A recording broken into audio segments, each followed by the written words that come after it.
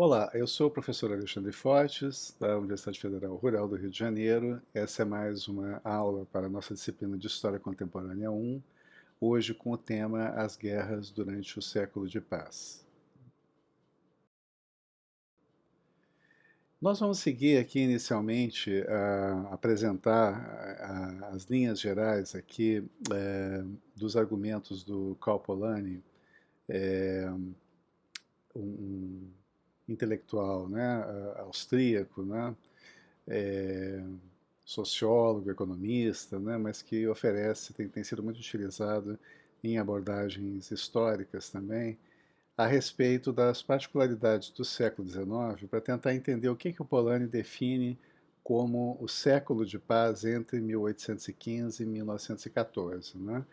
Evidentemente, como nós vamos ver depois, especialmente acrescentando um pouco aquilo que o Robson apresenta sobre o mesmo período, não se trata de uma paz absoluta nesses 100 anos, mas de um predomínio, né, da paz sobre a guerra nas relações entre as grandes potências, né, que os dois autores aqui vão explorar de maneiras diferentes. Mas no caso do Polanyi, para compreender o significado mais amplo que tem essa ideia dos 100 anos de paz, a gente precisa entender como é que ele vê o século XIX de uma forma mais geral inicialmente. Né?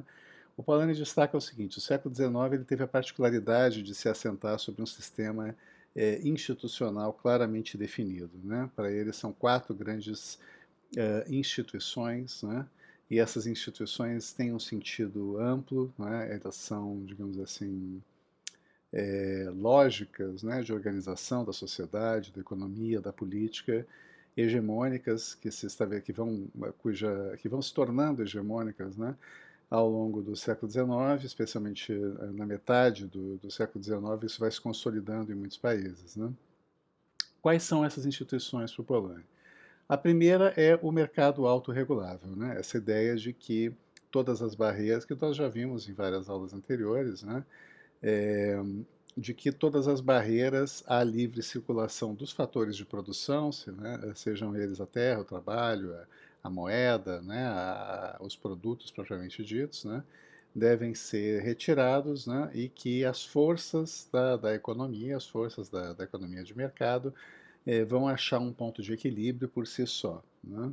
O Polanyi é um forte crítico dessa ideia. Ele destaca que os mercados, né, conviveram, a humanidade conviveu com mercados durante milhares de anos, mas esses mercados sempre foram regulados por uma lógica comunitária ou estatal e que, deixados a si mesmos, os mercados produzem danos irreversíveis à sociedade, né, como nós vamos ver adiante. A segunda instituição, que é um pouco decorrente até da primeira, é o estabelecimento do padrão ouro, ou seja, a ideia de que a moeda, sendo também uma mercadoria, ela teria o seu valor regulado pelos estoques de ouro que cada país emissor dessa moeda pudesse manter, né? E que, portanto, as moedas que não estivessem baseadas em um padrão de ouro ou em uma moeda baseada em ouro, que no caso seria predominantemente a libra britânica no século XIX, quer dizer, se as moedas não têm uma equivalência clara ou em ouro ou em libra, que seria um intermediário, né, entre a moeda de um outro país, que não a Inglaterra, e ah, o ouro, né, sem isso a moeda seria considerada fraca, sem valor, né, e sem capacidade de se estabelecer como uma referência para essas trocas mercantis, tanto dentro dos países como entre os países. Né? A terceira é o Estado liberal, ou seja, a ideia de que as constituições definindo direitos individuais, especialmente os direitos de propriedade, né? Quer dizer, tem a ideia do Estado liberal no sentido político, né? Do direito à expressão, organização, participação, né? O direito contra a prisão arbitrária, etc. Ou seja, todos os limites colocados ao poder de uma autoridade, normalmente uma autoridade monárquica, ou mesmo uma autoridade republicana, posteriormente, que defendem o indivíduo, né? Mas que vêm associados à ideia da valorização, né? Uma valorização até absoluta dos direitos de propriedade como base da estrutura social. Né? Esse modelo de ordem jurídica, né, que se expressa muito nas constituições liberais, ele vai ser também vai viver uma expansão, né?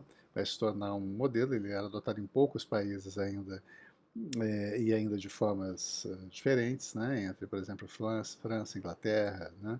No começo do século XIX. Gradualmente ele vai se tornar um modelo mais amplo e passa até a ser imposto por essas grandes potências, né, nas suas relações internacionais, passam a exercer pressões, né, para ou apoiar movimentos no sentido de que essas constituições liberais sejam adotadas também, inclusive em novos estados independentes fora da Europa, como na América Latina, né, ou também guiar um pouco a organização, né, de certos protetorados que são impostos, né, por essas grandes potências na África, na Ásia, de modo também a garantir as regras jurídicas de regulação das relações econômicas que interessam a essa lógica capitalista hegemônica que vai se estabelecendo, né? E o quarto princípio, né, estabelecido pelo Polanyi é o princípio do equilíbrio de poder entre as grandes potências, né, que tem uma relação direta com essa ideia do século de paz, ou seja, a ideia de que deve-se evitar a imposição de uma grande potência sobre as demais, né? Elas devem fortalecer os mecanismos de relações diplomáticas entre elas, as representações diplomáticas, a negociação dos seus interesses divergentes ou das suas pendências territoriais antecipadamente, de modo a evitar que a guerra, ou pelo menos uma guerra de grandes proporções, uma guerra ilimitada, né, venha a ocorrer. Né? Então, esses são quatro princípios que caracterizam para o Polanyi o século XIX. Então, a partir daí é que ele define o período entre o Congresso de Viena e a Primeira Guerra Mundial, ou seja, o período de 1815 a 1914, como um século de paz, no qual não houve conflito envolvendo mais do que duas potências, duas das grandes potências. Nós vamos ver depois exatamente quais são esses países, né, classificados como grandes potências no período, mas a única exceção seria a Guerra da Crimeia, e ainda assim apenas por alguns meses, né, na década de 1850. A gente também vai ver isso em detalhes mais para frente. Né? O Congresso de Viena estabelece, então, as representações diplomáticas permanentes, que nós conhecemos hoje, as embaixadas, né? Essa ideia, inclusive, de que os países, especialmente os grandes países, né, têm embaixadas, representações diplomáticas permanentes, e às vezes consulados também em regiões de países grandes, né, como é o caso do Brasil, e estabelecem, portanto, essa interlocução permanente com os países onde elas estão sediadas, visando resolver diferenças de interesses pacificamente e também intensificar os interesses comuns, especialmente no comércio, na cooperação cultural, etc. E outra coisa que que se estabelece, né, como, digamos, um objetivo no período, é que as guerras, quando ocorram, né, sejam por objetivos limitados, né? Ou seja, que seja claramente o interesse de tentar resolver quem vai controlar, por exemplo, um pedaço adicional de território que fica na fronteira entre dois países, ou no qual vive uma minoria étnica ligada à identidade ou à cultura nacional de um país, mas que às vezes fica no território de outro, e aí às vezes tenta se redefinir a fronteira para equacionar isso, né?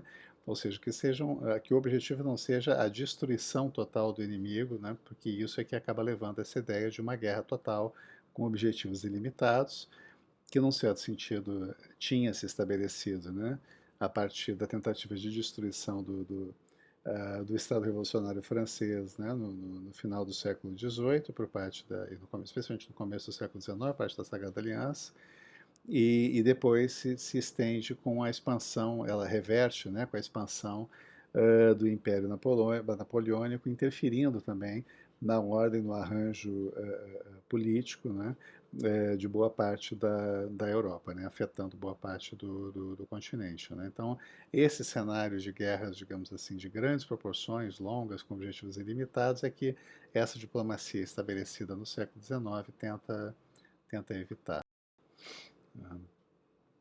Portanto, o equilíbrio de poder implicava o reconhecimento recíproco entre as potências, né? E essas potências eram inicialmente Inglaterra, França, Império Habsburgo, né? A Prússia, que é o embrião da Alemanha unificada, então isso ao final do século XIX já envolve, né, a Alemanha unificada.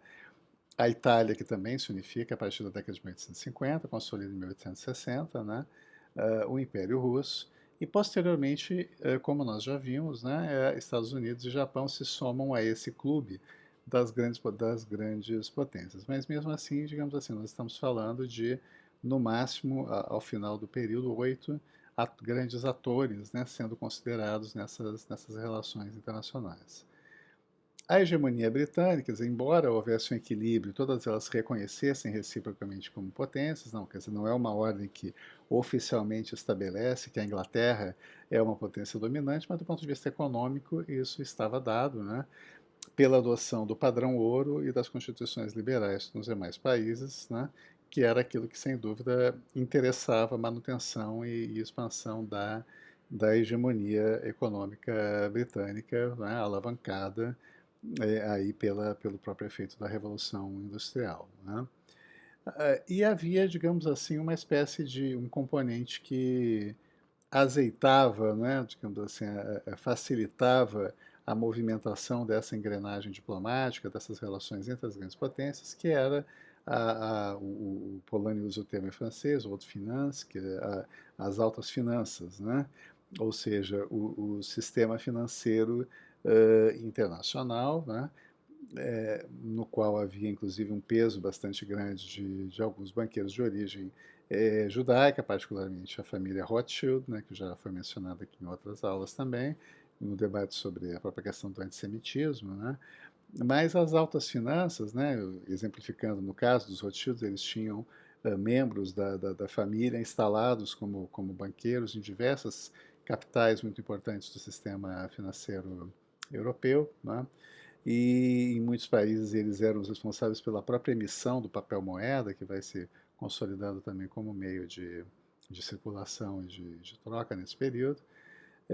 E essas altas finanças serviam, na visão do Polanyi, como uma classe internacional que servia como mediadora, evitando guerras desnecessárias que perturbassem o crescimento econômico, né?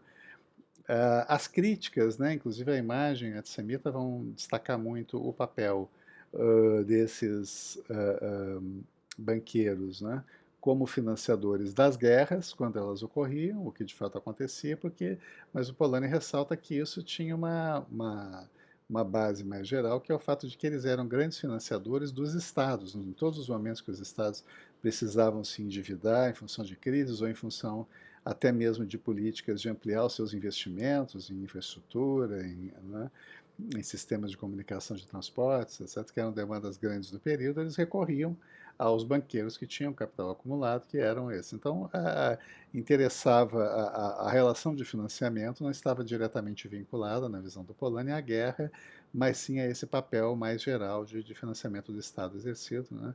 E ele levanta uma série de argumentos para dizer que o interesse predominante das altas finanças estava na paz, porque a paz assegurava muito mais a continuidade da expansão desse sistema capitalista. As guerras poderiam representar, às vezes, ganhos imediatos, né, com todas as compras, os investimentos, né, as despesas que são necessárias, mas não era aquilo que o prolongamento, a disseminação, a generalização das guerras, na verdade, não era favorável à continuidade do sistema, tanto assim que, numa forma geral, a regra no período foi a paz, né?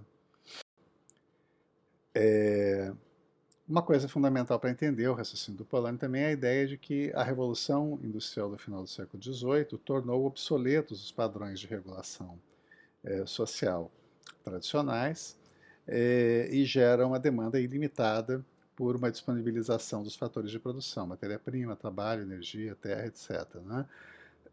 Ou seja, é essa demanda ilimitada que vai estar na origem da ideia do mercado autorregulável, porque, evidentemente, se a demanda é mais contida, mais limitada, né, se o avanço, digamos assim, a modernização econômica, o crescimento econômico são mais graduais, é mais fácil manter também a sua regulação tradicional. Com a imposição da ideia do mercado autorregulável, a economia se autonomiza e se sobrepõe à sociedade, né? O Polanyi chama a atenção de que a lógica econômica sempre esteve presente nas sociedades humanas, mas ela era um componente de uma ordem social, cultural mais ampla, né, regulada por outros valores, em que a busca ilimitada da aquisição de bens ou da expansão da atividade econômica não era um objetivo, digamos assim, amplo, geral e restrito, como a teoria econômica liberal, utilitarista, tal, busca estabelecer a partir de meados do século XVIII, especialmente no século XIX.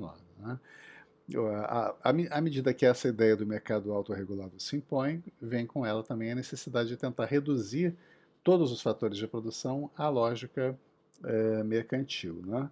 Isso está muito associado a uma ideia que ainda é muito citada hoje em dia pelos economistas, né? Ou pelos jornalistas econômicos, inclusive, que é a ideia da mão invisível do mercado, né? Uma ideia que foi popularizada pelo Adam Smith já mais para o final do século XVIII, né? Aqui tem uma capa, né? Do, do, do livreto, né? Do Adam Smith, que é mais uma obra de divulgação baseada em ideias que ele desenvolveu mais, em A Riqueza das Nações, em outros trabalhos, sobre essa ideia de que o mercado tem uma mão invisível, né?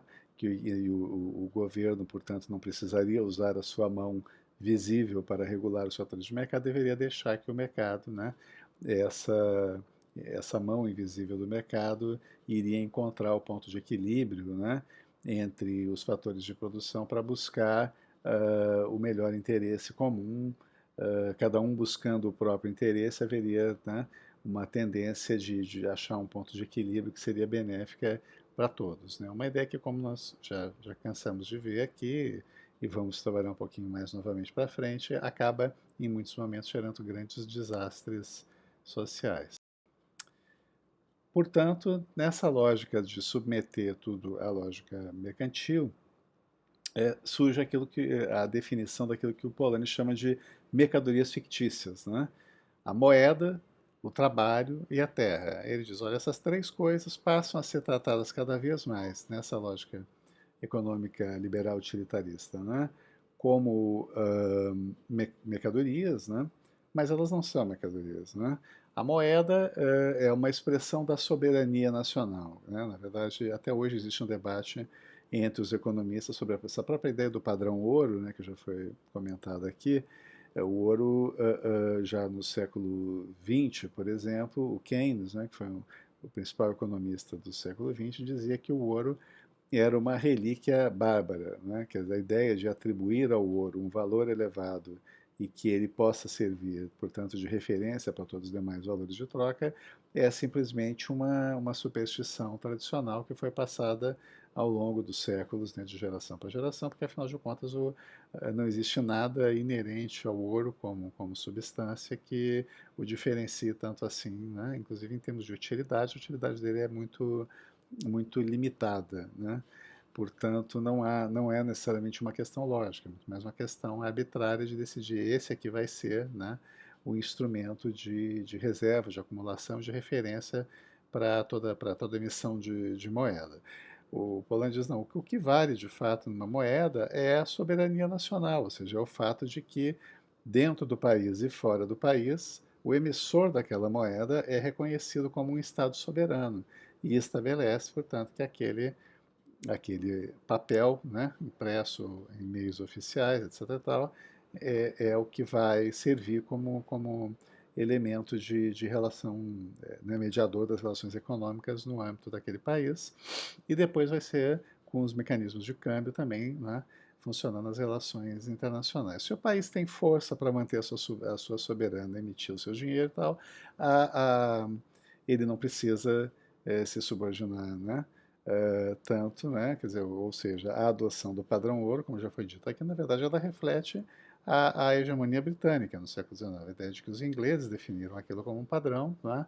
Evidentemente havia gente que concordava com isso, uma concepção econômica mais difundida, mas vinha naquele momento fundamentalmente no interesse da manutenção e expansão dos interesses econômicos britânicos. Os britânicos, inclusive, só partiram para essa ideia de padrão ouro depois que eles tinham concentrado as maiores reservas de ouro do mundo ao longo do século XVII e XVIII na Inglaterra. Né? Então, evidentemente, esse padrão passa a ser favorável para eles dizerem, portanto, que a libra era uma moeda sólida, já que ela tinha lastro em ouro, né, e se impor como a referência para o comércio internacional e automaticamente desvalorizar todas as moedas de países que não eram capazes de manter grandes reservas, seja de ouro ou seja de libras, como seriam hoje reservas em ouro ou dólares, né?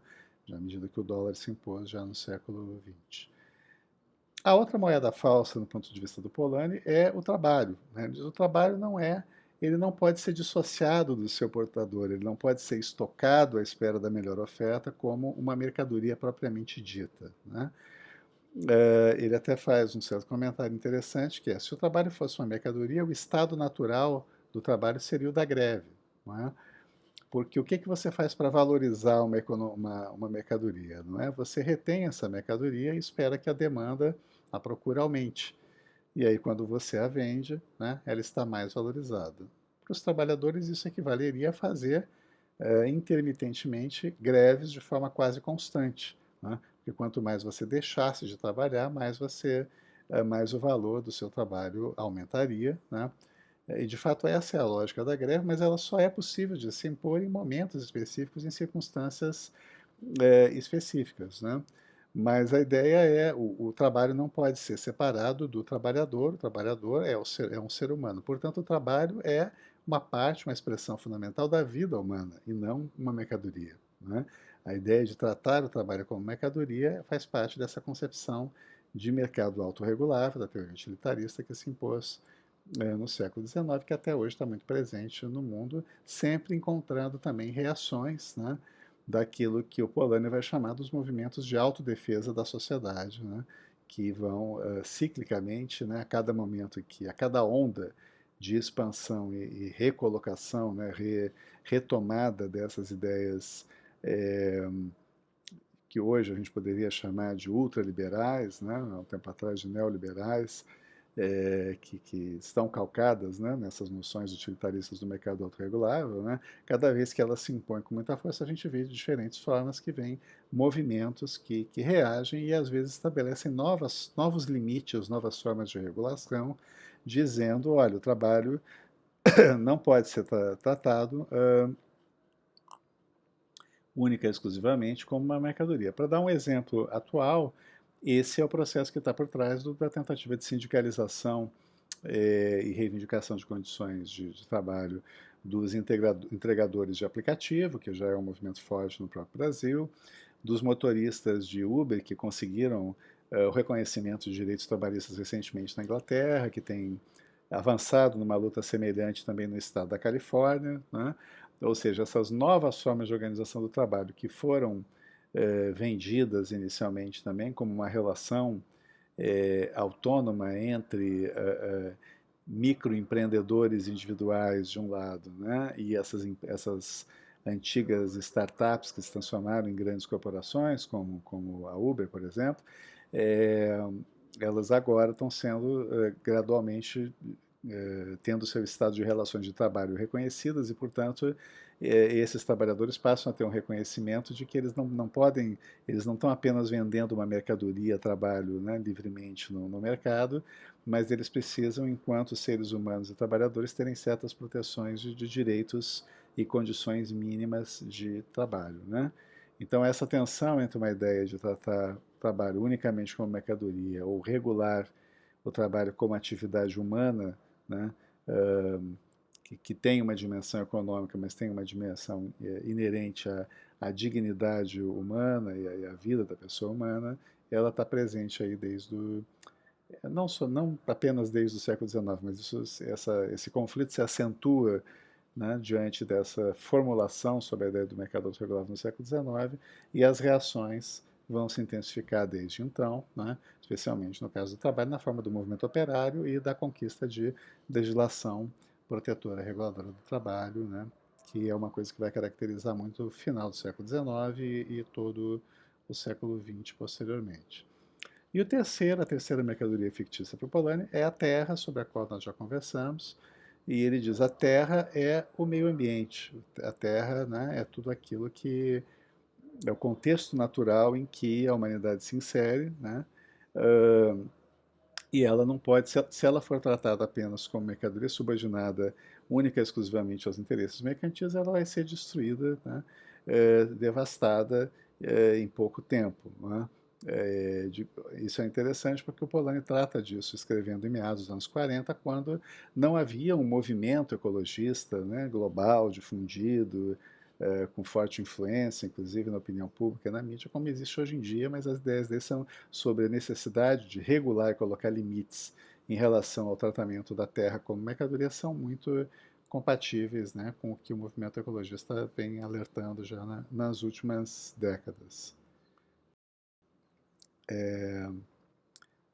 Polanyi, portanto, critica uma ideia do homos econômicos, ou seja, de que a natureza humana é orientada à maximização de lucros, e ele resgata, no livro, né, A Grande Transformação, evidências antropológicas de milhares de anos nas mais variadas sociedades, pautadas pela regulação social da atividade produtiva. Né? Ou seja, sempre houve uma dimensão econômica fundamental à vida social humana, mas ao longo de milhares de anos, de diferentes formas, todas as sociedades regularam isso. Então, portanto, a ideia de que é natural ao ser humano, né, buscar ilimitadamente o lucro, a acumulação, e que quem não busca isso, né, tem algum problema, né, tem que ser de alguma forma reprimido, controlado ou marginalizado na sociedade, que nós vamos ver que é uma lógica que se impõe especialmente no final do século XIX em muitos países, né, inclusive em escala mundial. Isso não condiz, né, com o que a história humana mostra de uma forma mais ampla. Né? Na verdade, essa ideia do Homo economicus é uma ideia historicamente recente, é uma coisa muito característica do século XIX, na sua formulação mais plena, vai ter um efeito decisivo nas transformações do mundo, né, no século XIX e no século XX, mas ela tem que ser colocada nessa perspectiva mais ampla, porque ela gera uma distorção, justamente, quer dizer, ela transforma algo que é específico de um momento e de uma configuração social muito específica da humanidade, né, numa suposta redefinição do que é a natureza humana e a condição humana.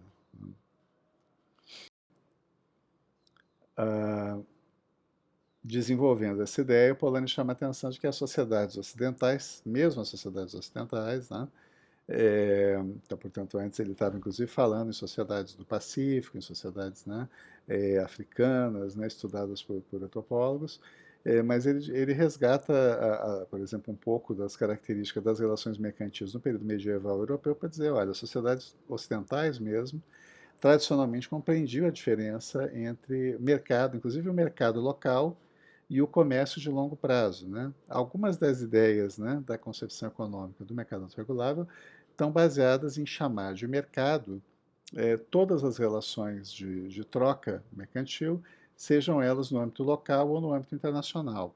E o Polanyi vai mostrar como elas eram durante muito tempo tratadas de forma diferente, porque elas de fato têm naturezas diferentes. Né?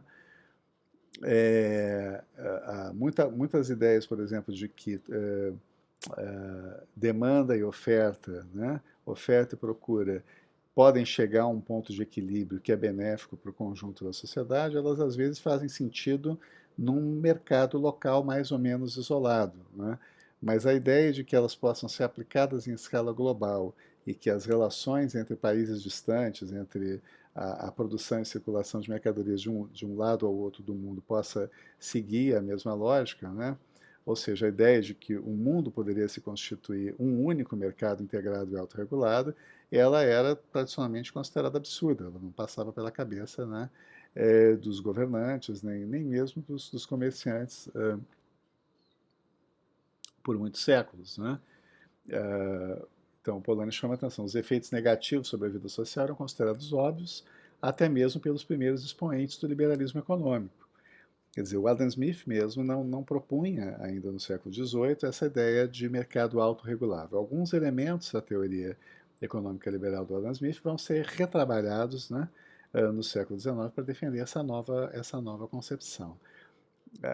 Adam Smith, assim como escreveu A Riqueza das Nações, em 1776, né, que é realmente um livro em defesa de uma expansão do papel dos mercados, da liberalização das relações econômicas para promover o crescimento, defendendo que isso seria benéfico para toda a sociedade, mas ele também escreveu, por exemplo, em 1759, um livro chamado A Teoria dos Sentimentos Morais, no qual ele defende valores e mecanismos de regulação que não têm relação direta nenhuma com a economia, ou seja, o Adam Smith estava longe de ser um pensador que achava que a imposição ilimitada de uma concepção liberal na economia resolveria automaticamente todos os problemas sociais, ou seria o caminho único para uma melhor condição de vida para a sociedade como um todo. Né?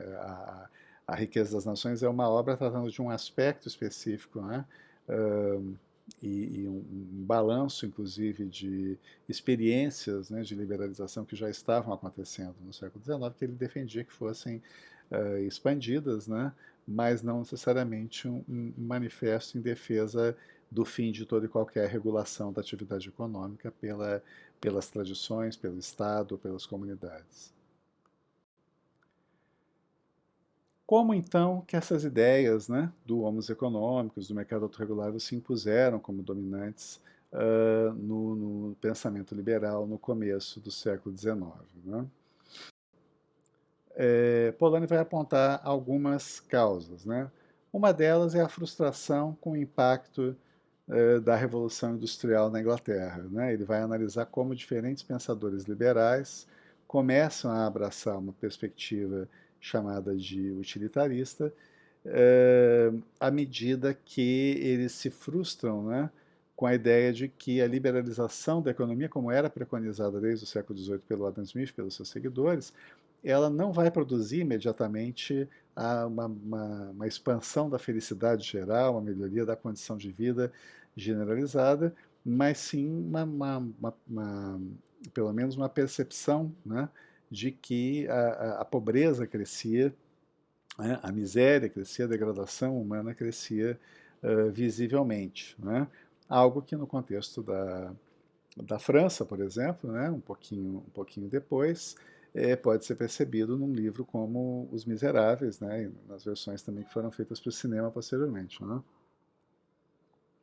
Ao invés de questionar as ideias econômicas liberais, muitos desses pensadores vão começar a dizer: não, o problema são os pobres. Né? E esses pobres são pessoas que não reagem de forma racional aos estímulos do mercado. Portanto, tem algo errado com eles têm um atraso, eles têm né, uma, uma incapacidade inata, algo os torna inferiores, né, já que eles não conseguem agir racionalmente, buscar a maximização dos seus lucros e se adaptar a esse ambiente que foi liberalizado para possibilitar o progresso econômico. Né? Essas ideias vão estar na origem de um fenômeno que nós vamos analisar mais para frente, que é o darwinismo social no final do século XIX, depois delas serem fundidas, né, com uma leitura seletiva das pesquisas biológicas evolucionistas, né, que vinham ocorrendo aí desde a década de 1830. Né?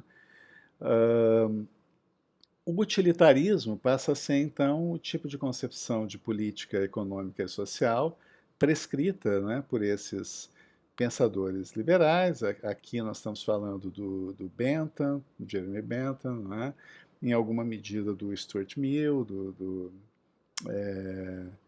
e de outros, o Townsend e outros pensadores muito influentes, né, na Inglaterra do século XIX, que defendem que, já que os pobres não se inclinam naturalmente para buscar o seu interesse econômico de uma forma racional, eles devem ser submetidos aos rigores da ameaça da fome e de um sistema de assistência social, entre aspas, né, uma assistência desumana, que são as workhouses, né, as casas de trabalho criadas na Inglaterra no período, para serem obrigados a aceitar a disciplina do trabalho industrial. Então, essas casas de trabalho eram instituições que abrigavam, né,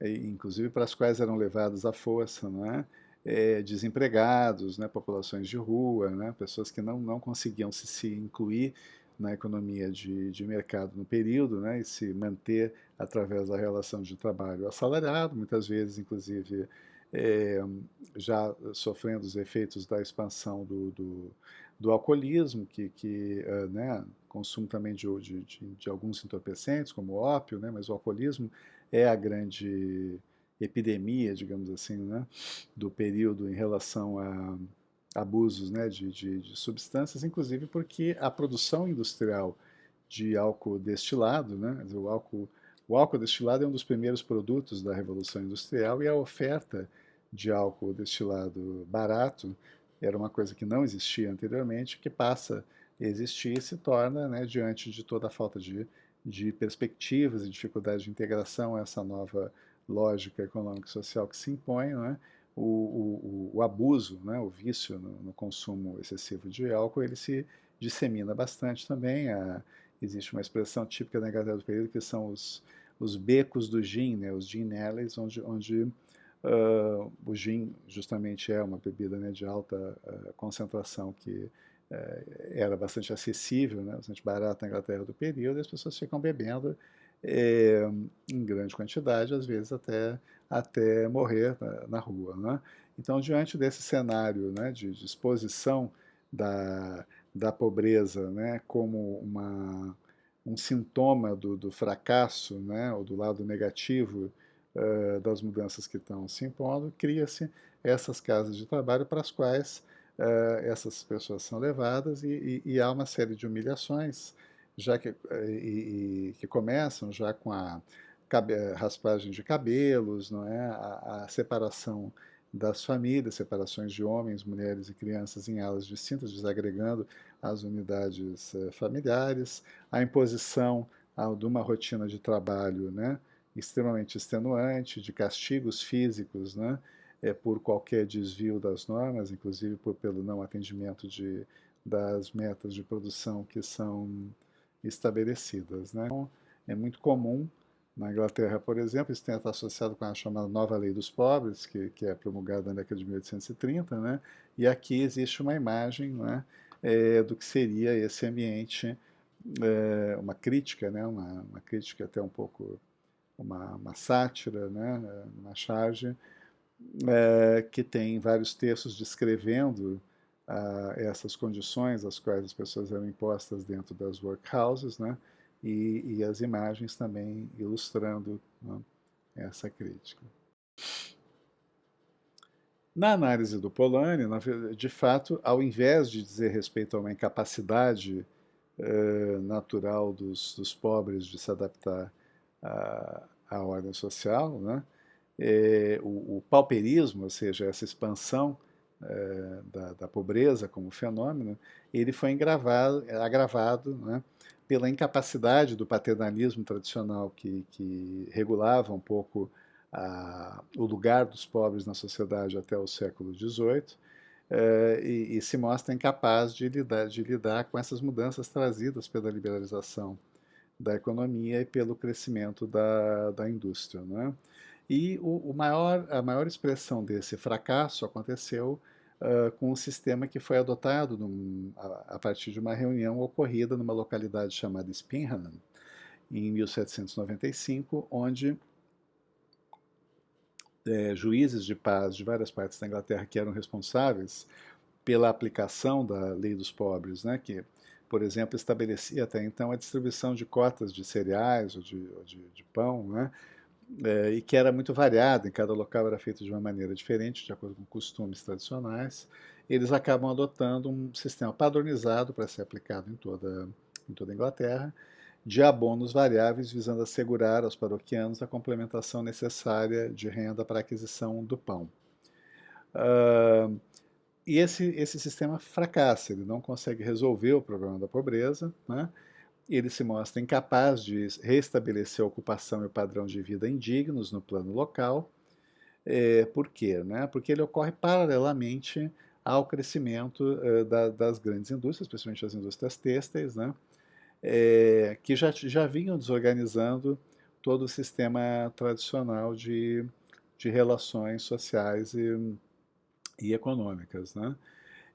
E à medida que esse sistema imobiliza os pobres nos condados, porque eles só podem ganhar aquela assistência ficando nos condados, e isso desestimula a busca de emprego no mercado de trabalho nacional. Então, muitas vezes, os mais pobres ficam com receio de tentar migrar, sabendo, inclusive, que muita gente está migrando para a cidade e não está conseguindo emprego, ou está conseguindo emprego apenas sazonalmente, depois fica a maior parte do ano em condições de extrema pobreza também, mas eles ficam nessa relação de dependência cada vez maior localizada, não conseguem manter o seu modo de vida tradicional, que era baseado num acesso comunal à terra, né, em realização de pequenos serviços para os senhores locais, né, mas com o compromisso de que os senhores locais garantiriam que ninguém morreria de fome, que todo mundo teria um mínimo de condição de vida, de poder inclusive construir as suas pequenas casas, suas cabanas, né, em terras comuns ou em terras, né, e como toda essa lógica comunal está sendo desmontada, eles ficam presos, né, a essa realidade local e dependendo dessa assistência que o sistema de Spinrad tentou, digamos assim, racionalizar, né, mas sem produzir um efeito de reversão dessa situação de extrema pobreza, né? Então, portanto, esse fracasso também da tentativa, né, de regular melhor a relação de auxílio, né, aos pobres, baseado na legislação anterior, na legislação tradicional da Lei dos Pobres, que vem da época da Rainha Elizabeth, no século XVI, é, leva a esse movimento dos liberais de tentar criar uma nova lei dos pobres, que é aquela que está baseada naquelas instituições das workhouses e da ideia, portanto, de aumentar a pressão para que os pobres, né, migrem atrás de trabalho onde eles se oferecem, especialmente pela expansão da indústria nos novos núcleos urbano-industriais. Né? É, o Polanyi chama a atenção, eu estava explorando mais aqui essa questão econômica e social, mas voltando ao conjunto de quatro instituições, né, é, ele lembra que ele vincula, portanto, né, economia autorregulável, padrão ouro, Estado liberal e equilíbrio de poder entre as grandes potências. E esse equilíbrio, na verdade, ele vai chamar a atenção que ele é instável, né? Especialmente no final do século XIX, onde começa a ocorrer uma corrida armamentista entre os países, porque a paz ainda predomina, mas a percepção de que virá um novo ciclo de guerras de grandes dimensões, né, começa a se colocar no horizonte cada vez mais, né? E ocorre também um processo de radicalização política e ideológica que nós vamos estudar nas próximas aulas. Isso tudo desemboca, do ponto de vista do Polanyi, na chamada Era da Catástrofe do século XX, ou seja, o período compreendido pela Primeira Guerra, pela Grande Depressão e pela Segunda Guerra, basicamente entre 1918 e 1945, que para ele surge do desequilíbrio gerado pela necessidade da sociedade se defender diante dos efeitos devastadores dessa tentativa de impor a chamada utopia do mercado autorregulável. Né? Então, concluo aqui uma apresentação do conjunto de ideias, né, do Polanyi que articula essas dimensões socioeconômica e política, nacional e internacional. Né? E passamos aqui um pouco a ver como é que o Hobsbawm analisa essa questão das guerras no século de paz, ou seja, uh, reafirmando, inclusive com outros argumentos, essa visão de que o que predomina nesse século é a paz, o Hobsbawm vai focar em momentos, especialmente a década de 1860, né, em que houve guerras importantes, embora elas não tenham adquirido o caráter generalizado, né, nem do período anterior, nem do período posterior a esse século de predomínio da paz. Aqui temos uma imagem, portanto, do Congresso de Viena, né, que foi de 1815, que é o marco inicial desse período. Né? Então, o Hobsbawm situa como é que ele define esses 100 anos, né, do chamado século de paz. Um período em que não ocorreu nenhum conflito envolvendo mais do que duas potências, a não ser por poucos meses, como eu já mencionei, né, na Guerra da Crimeia, entre 1853 e 56. É um período em que, fora da Europa, acontecem algumas grandes guerras, né? Especialmente nas décadas de 1850 a 60. Né? A rebelião Taiping na China, a Guerra Civil Norte-Americana, que nós já vimos, a Guerra do Paraguai aqui, que certamente é bastante estudada em História do Brasil 2. Né? Uh, Na Europa, a exceção parcial a esse período de 100 anos de predomínio da paz se concentra na década de 1860, um período em que claramente não havia mais um risco de revolução generalizada, né, na Europa, quer dizer, aquelas ondas de movimentação revolucionária posteriores à Revolução Francesa, né, que foram vistas ainda na década de 1810, na década de 1830, na década de 1840, já não acontecem nitidamente na década de 1850, e o ambiente geral é de que não há ameaça de revolução social nítida, né, no horizonte na década de 1860, e estão no poder nas principais nações europeias conservadores que buscam fazer reformas de adaptação do sistema político jurídico, né, dos seus países a esse contexto já de consolidação do mundo industrial, da hegemonia britânica, da disseminação do padrão da Revolução Industrial gradualmente para um conjunto maior de países. Né? Quem são esses conservadores? Né? Nomes extremamente conhecidos como Bismarck, na Prússia, posteriormente a Alemanha, Cavour, né, que é o grande artífice da da unificação italiana, que é retratado inclusive no filme O Leopardo, né? Napoleão III, Gladstone e Disraeli na Inglaterra. Né? Dois primeiros ministros, né, importantes britânicos do período. Esse é um período em que o crescimento econômico, o aumento do emprego e a expansão da imigração trazem um alívio, servem como válvulas de pressão, né? Válvulas de escape para a pressão social, mas as questões domésticas e internacionais permanecem interligadas na Europa, até porque os processos de integração econômica e de interferência de interesses econômicos internacionais aumentam com a expansão da atividade industrial e dos fluxos comerciais no período. Né? Então, os movimentos, como existe essa interligação entre as questões domésticas e internacionais muito fortes, os movimentos por unificação nacional ou por independência, eles não poderiam ocorrer sem guerra, porque certamente eles afetariam o equilíbrio dessas relações. Né? Então, essas guerras acabam se dando ou contra os grandes impérios multinacionais, né, multiétnicos ainda existentes, o Império Habsburgo, o Império Russo, o Império Otomano, ou contra países limítrofes, né, como aconteceu, por exemplo, na Guerra Franco-Prussiana, né, e que tem uma relação direta com o processo de unificação alemão. Né? Então, assim como a unificação italiana implica em guerra contra o Império Habsburgo, os processos de independência de novas nações ao leste da Europa implicam em guerras, né, com o Império Russo ou Turco-Otomano. Né? Também aqui a unificação alemã acaba desembocando numa guerra com a França. A unificação alemã, que é sem dúvida um processo fundamental no período, né? Porque ele é a consolidação de uma grande potência, né? E a Prússia já era considerada uma das potências europeias, mas uma Alemanha unificada que não se sabia muito bem que tamanho teria, que limites teria, né? E que configuração política, inclusive, viria a ter, né? Mas certamente era algo que mexeria no equilíbrio de poder dentro da Europa, particularmente na Europa continental. Né? Então, como diz o Robson, três questões se colocavam. Né? Que Alemanha seria unificada? Né?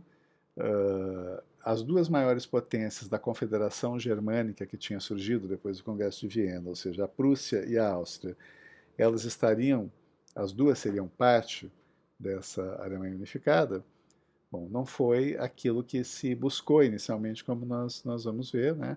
Até porque a Áustria era o centro do Império Habsburgo, né? E, portanto, incorporar a Áustria a uma Alemanha unificada implicaria, digamos assim, uma implosão muito mais radical do Império Habsburgo do que acabou acontecendo de uma forma mais gradual, né, uh, ao longo do século XIX e do século XX. Né. É, outra questão também era o que iria acontecer com os numerosos outros principados, as numerosas outras entidades políticas, né, que compunham as terras alemãs, o território do que viria a ser, né, pelo menos uma parte da Alemanha unificada, que iam desde reinos médios, com um certo poder, uma certa população mais ou menos expressiva, até aquilo que o Robson chama de pequenos territórios de ópera bufa, ou seja, microestados, né, de cultura alemã também, que formavam uma certa colcha de retalhos nesse território, como uma espécie de resquícios de uma realidade medieval. Né. E tudo isso, né, o contorno que isso adquiriria, mexeria também com a natureza e com a fronteira do Império dos Habsburgos, como a gente já mencionou. Né. Aqui nós temos um mapa que tenta sintetizar, né, uma série de informações. Né. Tem os limites da Confederação Germânica de 1815, que são expressos nessa linha vermelha mais intensa, e que, como pode ser visto aqui, incluem vários territórios que estão coloridos, né, e que vão fazer, portanto, parte da Alemanha unificada depois, mas inclui também a Confederação Germânica, também incluía a Áustria, né, embora não se constituísse em um novo Estado, né, mas sim em uma tentativa de coordenação, de articulação entre esses territórios, todos eles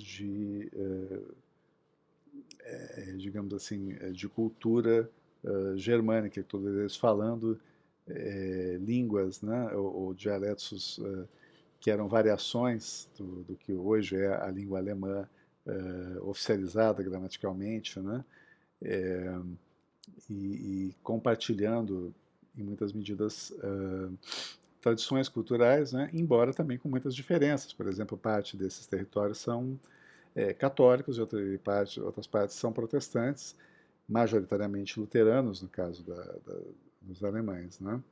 Mas, portanto, havia também muita diversidade aqui dentro, mas esse movimento predominante no sentido da unificação. Né? A Prússia, né, que aparece aqui, né, quer dizer, está dividida em Prússia ocidental e oriental, não é? Sendo a oriental uma expansão, né, do território prussiano, né, e também a Prússia ela dominava já territórios ao oeste, Westfália e outros que aparecem aqui em azul também à esquerda, ou seja, ela não era um território contínuo também. Né? A, a, os reis da Prússia, né, exerciam a sua autoridade sobre praticamente dois pedaços de território, um deles mais ao leste e outros deles no extremo oeste, né, já na fronteira com a Holanda, a Bélgica, né, e Luxemburgo e a França. Né. Uma parte também existem outras partes que estavam dentro dessa área que viria a ser unificada, mas que pertenciam anteriormente à Áustria, portanto ao Império Habsburgo, né?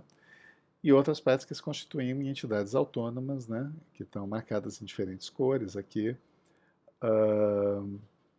sendo que o conjunto, né, do que está colorido aqui é aquilo que vai constituir propriamente a Alemanha unificada depois de 1871, quando a Prússia se torna vitoriosa na sua guerra contra a França. Né? Então, esse é um processo que demandaria, para entrar nos detalhes, muito tempo, mas que é importante entender o impacto, né, que esse processo todo gera no conjunto da Europa e no conjunto das relações internacionais, visto que, como nós já comentamos, né, até meados do século XIX, basicamente o que se chama de sistema de relações internacionais era um sistema europeu, composto de um pequeno grupo de grandes potências, e só no final do século XIX que gradualmente Estados Unidos e Japão passam a desempenhar um papel também mais relevante nesse sistema. O Robson chama a atenção de que a luta por demandas liberais, nesse período de meados do século XIX, tinha cessado de ser revolucionária. Por exemplo, poderiam coexistir dentro de um Estado como a Prússia, né? Uma influência grande das ideias liberais defendendo, né, maiores direitos, liberdades civis, direitos políticos, né, no âmbito do parlamento, com uma autoridade monárquica extremamente forte, né, que não cedia, né, de uma forma ilimitada a essas pressões, né. E uma forma característica de tentar equacionar essa relação entre as demandas de uma oposição liberal e ainda uma autoridade conservadora forte, onde as monarquias tinham essa característica, era indicar primeiros ministros conservadores, como Bismarck, né, que em muitos momentos conseguiu promover reformas pontuais sem colocar em risco, né, a estrutura política e social. Ou seja, fazer reformas políticas liberais sem ameaçar a ordem, como está exemplificado aqui, né? Expansão do sufrágio, reformas constitucionais. No caso do Império Austro-Húngaro, né, do Império Habsburgo, transformar-se justamente em uma monarquia dual austro-húngara, né, onde as demandas de autonomia da parte húngara do Império passam a ser atendidas, né, sem que a unidade geral do Império seja comprometida, né? E o Bismarck demonstra particularmente uma habilidade muito grande, como, num certo sentido, o Cavour, né, no processo de unificação italiana também, para estabelecer coalizões entre liberais, conservadores e nacionalistas de acordo com as circunstâncias nacionais e com as conjunturas, né? O Bismarck e o Cavour, Robson chama a atenção também, foram muito bem sucedidos em integrar a oposição ao sistema sem que houvesse chances dela vir a conquistar o poder, né? Ou seja, reconhecem em alguma medida a legitimidade da oposição, mas ao mesmo tempo mantém o poder nas mãos sem abrir chances, né, para que essa oposição venha a conquistá-lo, né?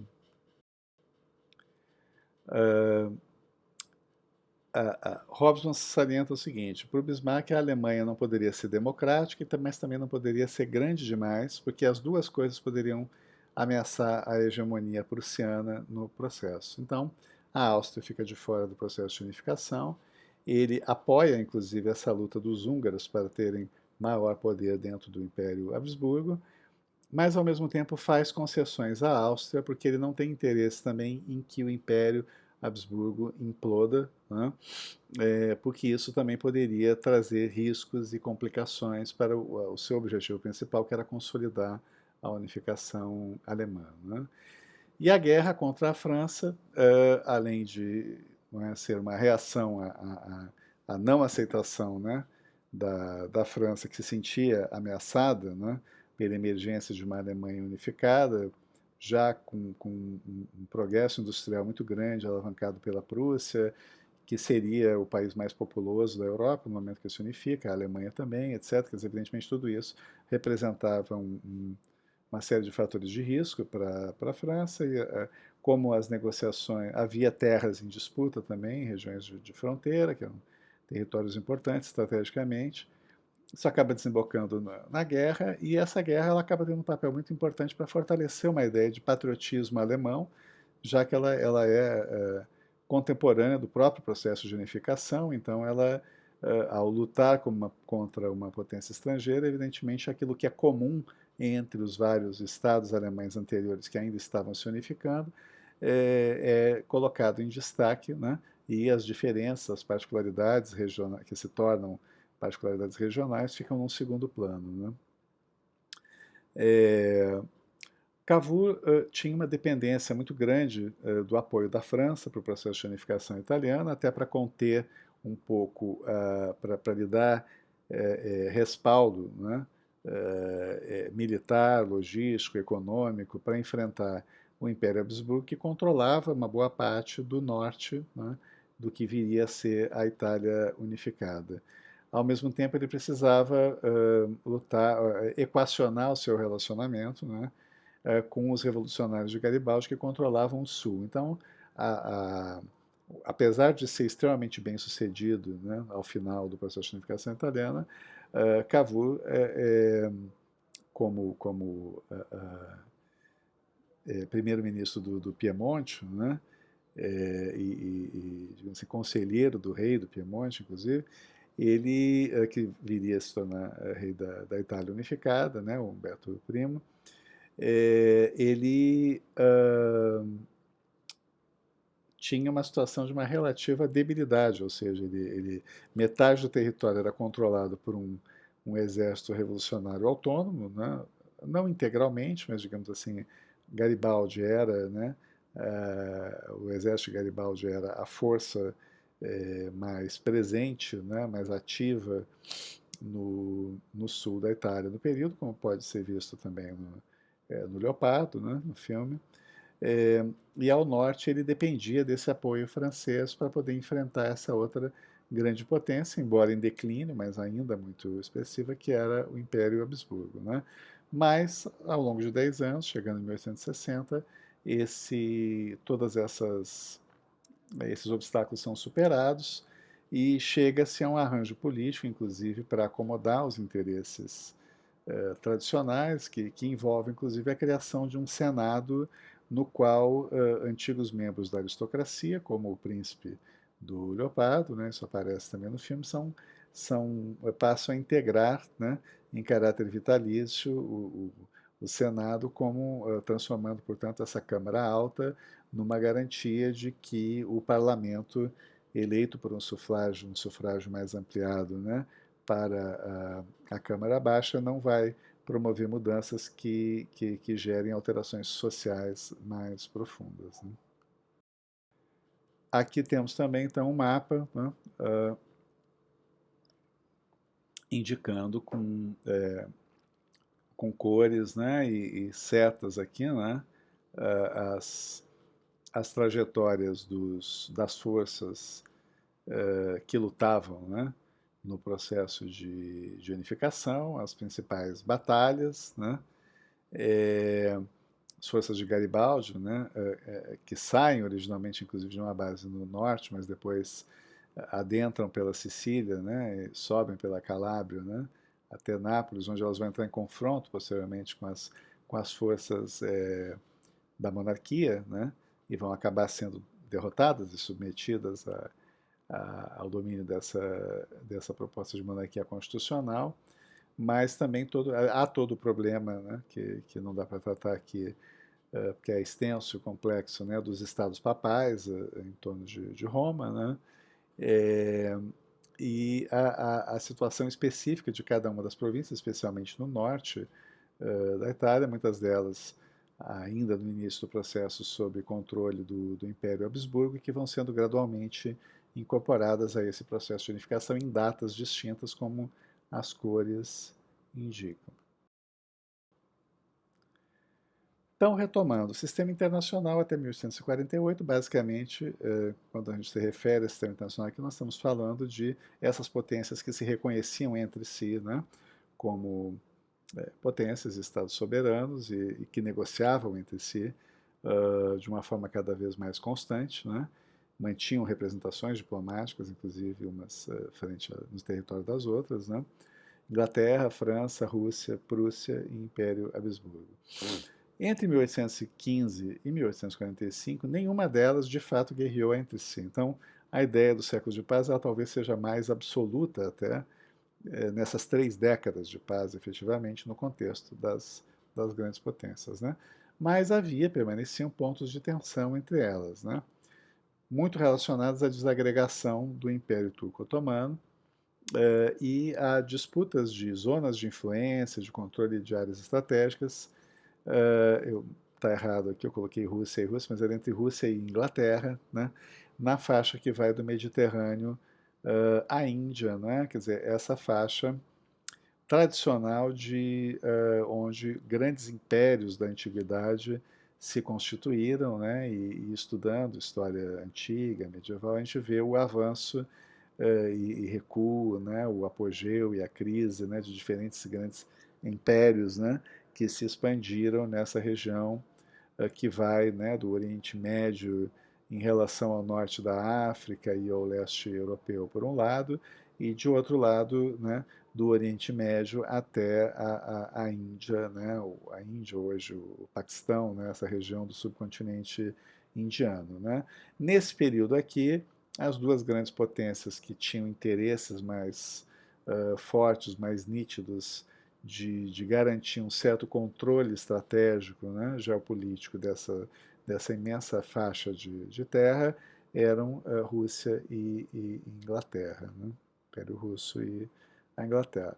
A Rússia, muito mais por conta da sua segurança, digamos assim, né, das áreas sendo um imenso império, né, que se estendia entre a Europa e a Ásia, evidentemente tinha interesses em evitar ameaças, né, às suas fronteiras. A Inglaterra, por conta da expansão, especialmente na expansão dos seus interesses econômicos, que também demandava, né, garantir ou controle direto ou governos aliados, né, e favoráveis aos seus interesses nessas regiões. Né. Então, a exceção parcial, né, que já foi mencionada aqui, mais forte a esse século de paz entre as grandes potências, né, entre 1815 e 1914, é a Guerra da Crimeia, em 1854 a 56, que envolve Rússia de um lado e de outro lado Inglaterra, França e Turquia, né, a Turquia como cabeça do Império Turco-Otomano. É um conflito que resulta em 600 mil mortes, 500 mil delas por doenças, né? A maioria delas não são por combates, né? Mas de todo modo são mortes causadas pela guerra. Ela é um dos fatores que causa, talvez, agrava esse contexto de conflito, né? É a imprevisibilidade do Segundo Império Francês, na visão do Hobson, né?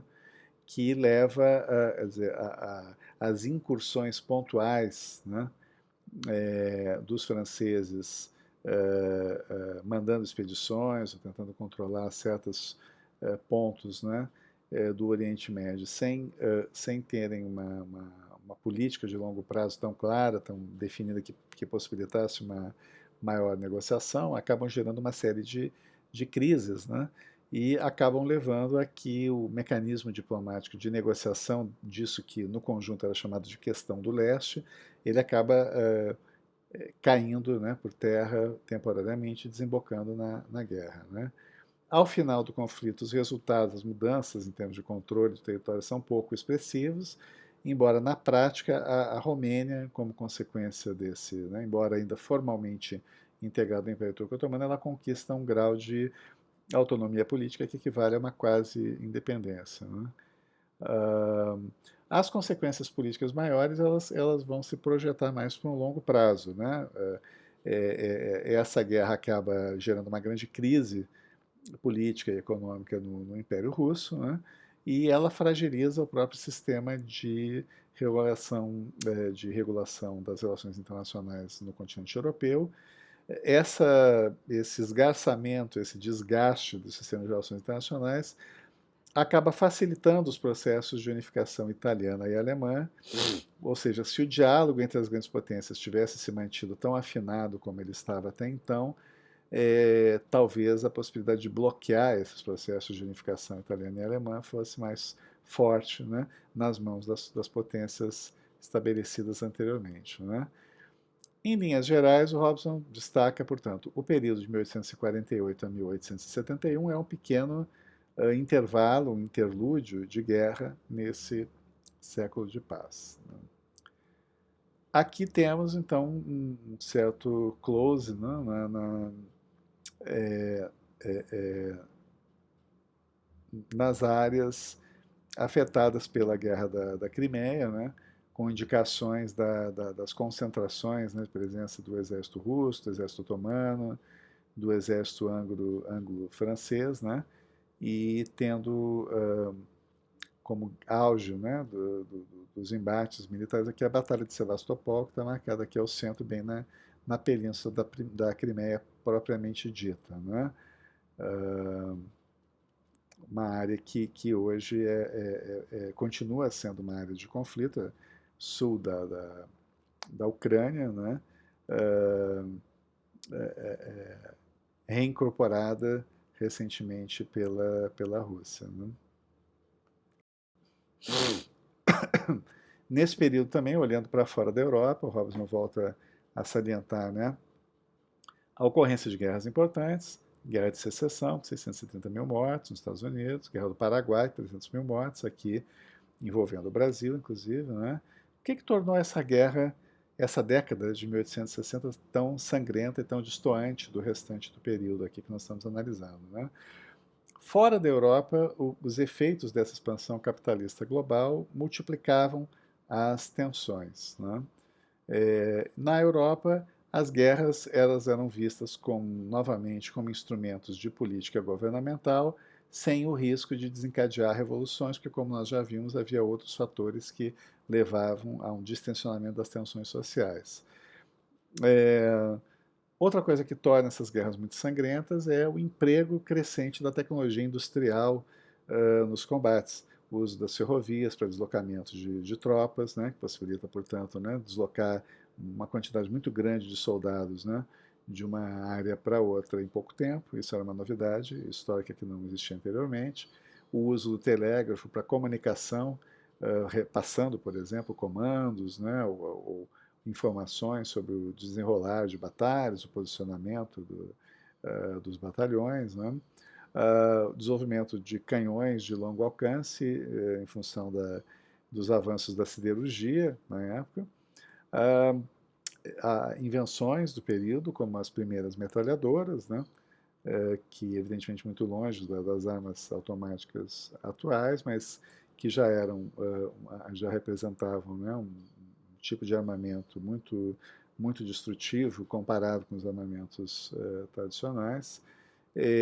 Navios de guerra, né, o desenvolvimento inclusive muitos desses navios já também em aço, né, e novos explosivos que derivam dos avanços da química ocorridos no século XIX. Essa combinação de fatores tecnológicos, evidentemente, torna a possibilidade de centenas de milhares de mortos, né, em guerras, ou posteriormente, inclusive, centenas de milhares de mortos em uma única batalha, né, cada vez mais comuns, né, possíveis. Né. Robson chama atenção aqui, né, de algumas dessas batalhas do período já chegam à escala de 300 mil mortos, o que era algo sem precedentes até então, mas que vai se tornar uma realidade repetida com mais frequência nas guerras totais do século XX, especialmente a Primeira e a Segunda Guerra Mundial. Portanto, também industrialização cada vez mais se associa à soberania nacional, né? Ou seja, considerando-se o impacto de que todas aquelas tecnologias que nós exemplificamos há pouco, né, sobre o resultado das guerras, é evidente que os países que têm maior capacidade industrial terão também uma vantagem enorme nas guerras quando elas ocorram. Né? E, ao mesmo tempo, também a distância entre o que no século XX viriam a ser chamados de países desenvolvidos e subdesenvolvidos se acentua muito, porque os países que têm condição, né,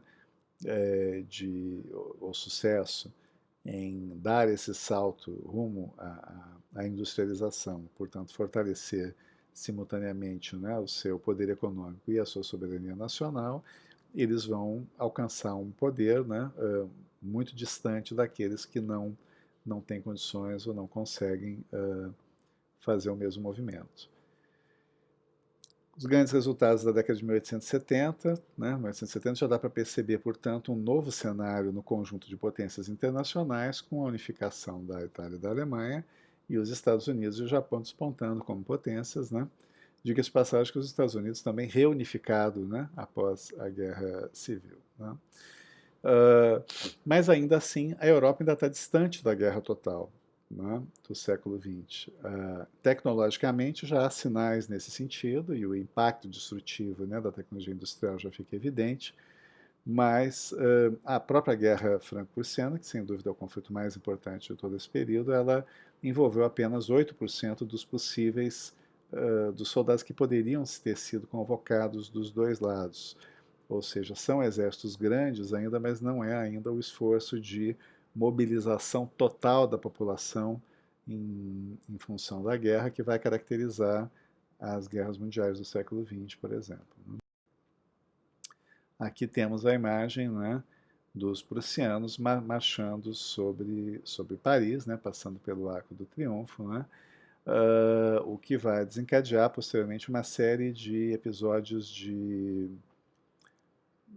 vingança, né, inclusive simbólica, na Primeira Guerra Mundial e na Segunda Guerra Mundial. Né, quer dizer, na Primeira Guerra Mundial os franceses derrotam os alemães, obrigam os alemães a assinar uma rendição em condições bastante vergonhosas dentro de um vagão de trem, colocam esse trem dentro de um museu em Paris. Posteriormente, na Segunda Guerra Mundial, quando os alemães voltam a ocupar Paris, Hitler manda retirar esse vagão de trem de dentro do museu e obriga os franceses a assinarem a sua rendição dentro daquele vagão de trem. Enfim, há um vínculo muito forte, né, só estou exemplificando aqui, entre essa dinâmica de conflito entre França e Alemanha, envolvendo a Guerra Franco-Prussiana e, posteriormente, a Primeira e a Segunda Guerra Mundiais. Né? Na década de 1870, portanto, estava já se colocando no horizonte um caminho para um desequilíbrio que, por outro lado, ainda levaria 40 anos ou mais, né, para desembocar em guerra total, efetivamente, marcando o final, de fato, do século XIX, ou do sistema característico, né, do século XIX, com a Primeira Guerra Mundial em 1914. Né? É, o que apontava para esse desequilíbrio do ponto de vista do Hobson? Né? O aumento do número de nações industrializadas, né? A expansão ilimitada da atuação dos homens de negócios rumo ao Extremo Oriente, ao Oriente Médio, à África, né? Ou seja, fora da Europa, mas esta relação, né, entre interesses imperialistas, né, fora projetados pelas várias potências fora da Europa, acabaria realimentando conflitos, né, dentro do próprio continente europeu também. Né? A própria emergência de potências não europeias, como o Japão e os Estados Unidos, traziam um risco crescente de que os futuros do conflito fossem efetivamente globais e não mais guerras europeias, de fato. Né? Não apenas guerras europeias. Né? O oligopólio das grandes potências, ou seja, a existência de um pequeno clube, né, de grandes potências, que chegava no final do século XIX no máximo a 8, abre caminho, já, portanto, como nós vamos ver nas próximas aulas, para a constituição de uma política imperialista mais explícita e mais disseminada, inclusive com a divisão, né, das demandas por territórios no continente africano, que vai ser talvez a expressão mais nítida de todas, né, da realidade imperialista estabelecida ao final do século XIX. Então, se o triunfo liberal tinha trazido uma relativa estabilidade a esse sistema de relação entre as grandes potências, até então, essa não seria mais a realidade após a metade da década de 1870. E é isso. Então, ficamos por aqui, não é, com essa discussão sobre o século de paz, século de predomínio da paz sobre a guerra na relação entre as grandes potências entre 1815 e 1914 e as exceções, né, que existem a essa regra e como elas devem ser compreendidas e como elas também indicam, né, o final desse período de uma forma trágica que vai se dar com a emergência da Primeira Guerra Mundial em 1914.